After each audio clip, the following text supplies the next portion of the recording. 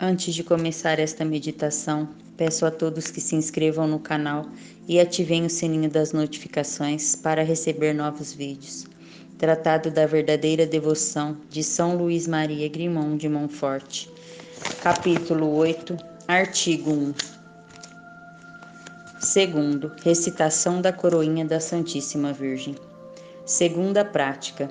Recitarão todos os dias de sua vida, sem, entretanto, nenhum constrangimento, a coroinha da Santíssima Virgem, composta de 3 Pai Nossos e 12 Ave-Marias, em honra dos 12 privilégios e grandezas da Santíssima Virgem. Esta prática é muito antiga e tem seu fundamento na Sagrada Escritura. São João viu uma mulher coroada de 12 estrelas, vestida do sol e tendo a lua debaixo de seus pés. Apocalipse 12, 1. E esta mulher, na opinião dos intérpretes, é a Santíssima Virgem. Há muitos modos de rezar bem esta coroinha e seria demasiado longo mencioná-los. O Espírito Santo inspirará aqueles e aquelas que mais fiéis se mostrarem a esta devoção. Para rezá-la bem, simplesmente é preciso dizer em primeiro lugar: em seguida, reza-se o credo, depois um Pai Nosso, 4 Ave-Marias e um Glória ao Pai. Ainda um Pai Nosso, 4 Ave-Marias e um Glória ao Pai. E assim por diante. Ao terminar, disse: sob tua proteção. Terceiro, usar pequenas cadeias de ferro. Terceira prática. É muito louvável, glorioso e útil aqueles e aquelas que assim demonstraram ser escravos de Maria em Jesus. Trazer como sinal de sua amorosa escravidão pequenas cadeias de ferro, bentas com uma bênção especial.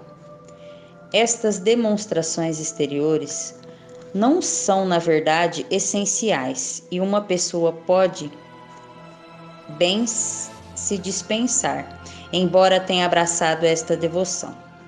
Não posso, contudo, esquivar-me a louvar aqueles e aquelas que, depois de terem rompido as cadeias vergonhosas da escravidão do demônio,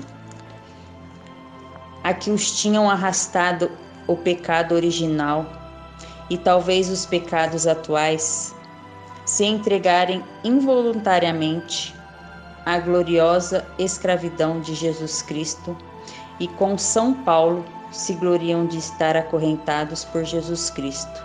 Efésios 3:1. Concorrentes que, embora de ferro e sem brilho, são mais gloriosas e mais preciosas que todos os colares de ouro dos imperadores. Nos tempos de outrora era a cruz o que havia de mais infamante. Hoje, no entanto, é o símbolo mais glorioso do cristianismo. Digamos o mesmo dos ferros da escravidão. Nada havia de mais ignominioso entre os antigos e ainda atualmente entre os pagãos.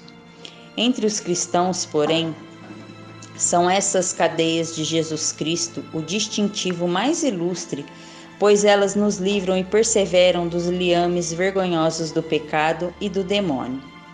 Elas nos restituem a liberdade e nos ligam a Jesus e Maria, não a contragosto e a força, como a forçados, mas por caridade, por amor como filhos.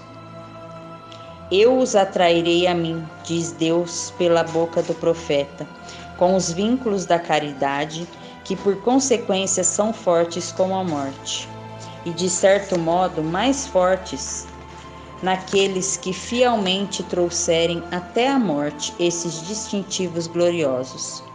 Pois a morte destruiu-lhes embora o corpo e, reduzindo a podridão, não destruirá as algemas de sua escravidão, as quais, por serem de ferro, não se corrompem tão facilmente. E no dia da ressurreição dos corpos, no juízo final, quem sabe, essas cadeias pendentes ainda de seus ossos não virão a constituir uma parte de sua glória, mudando-se em cadeias de luz e de glória? Felizes, portanto, 1000 vezes felizes os escravos ilustres de Jesus em Maria, que até ao túmulo usarem essas cadeias. Eis os motivos por que se usam essas cadeiazinhas. Primeiro, relembrarem ao cristão os votos e compromissos do batismo, a renovação perfeita das promessas batismais que ele fez por esta devoção, e a estrita obrigação em que está de se conservar fiel.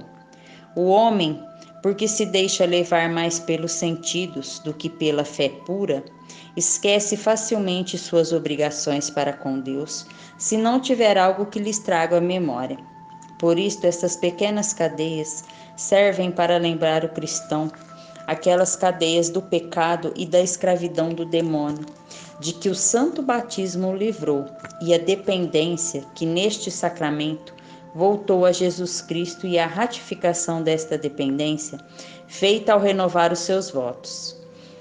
E um dos motivos por que tão poucos cristãos pensam nas promessas do santo batismo e vivem com tanta libertinagem, como se nada houvessem prometido a Deus, como se fossem pagãos, e não trazerem nenhuma marca ou distintivo exterior que isso os relembre. Segundo, mostra que ele não se envergonha de ser escravo e servo de Jesus Cristo, e que renunciou à escravidão funesta do mundo, do pecado e do demônio.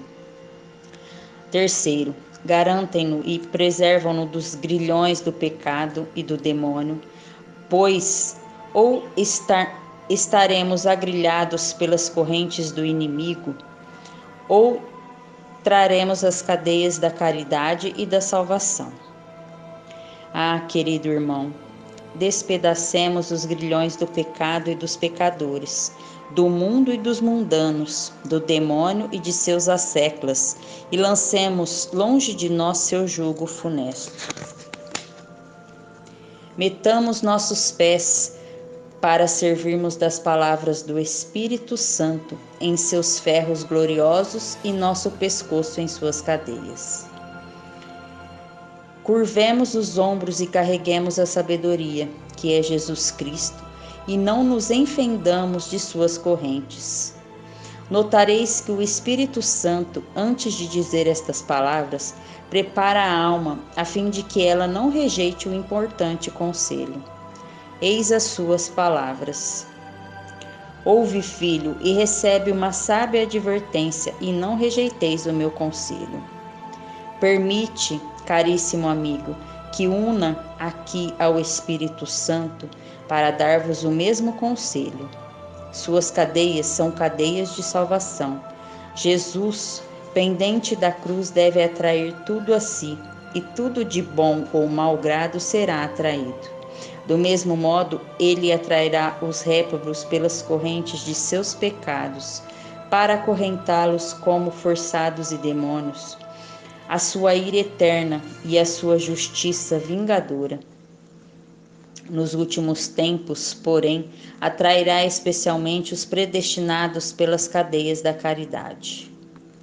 Estes amorosos escravos de Jesus Cristo, ou acorrentados de Jesus Cristo, podem usar suas cadeias ou ao pescoço, ou no braço, ou na cintura, ou nos pés. O padre Vicente Carafa, 7º geral da Companhia de Jesus, falecido em odor de santidade no ano 1643, usava como sinal de sua servidão um círculo de ferro nos pés e dizia que lamentava não poder arrastar publicamente os grilhões. A Madre Inês de Jesus, a quem nos referimos, número 170, trazia sempre uma corrente de ferro na cintura. Outros a usavam ao pescoço, em penitência pelos colares de pérola que costumavam usar no mundo. Outros a usaram no braço, para se lembrarem no trabalho manual que eram escravos de Jesus Cristo.